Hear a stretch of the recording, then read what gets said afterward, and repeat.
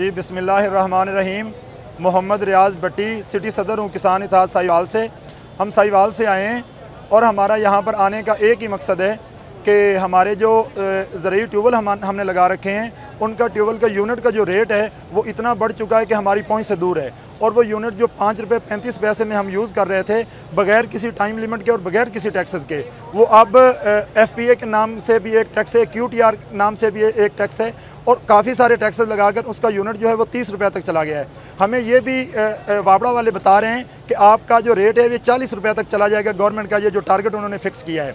और उसके बाद जो DAP का रेट है हमारा वो 15,000 और 16,000 रुपये में बिक रही है और यूरिया जो है वो बिल्कुल ही नायाब हो चुकी है। अगर कंट्रोल रेट पे उसको लेना चाहें तो वो 2250 रुपये की है, लेकिन मार्केट में वो ढूंढने से भी नहीं मिलती। अगर ब्लैक में लेना चाहें तो ब्लैक में वो 3,000 रुपये की मिलती है।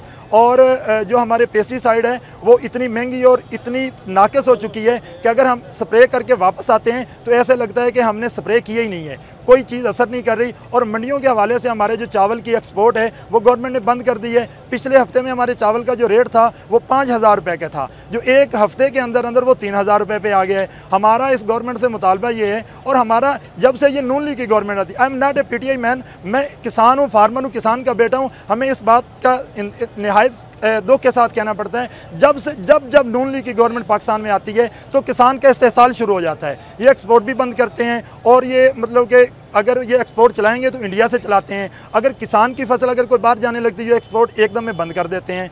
जी।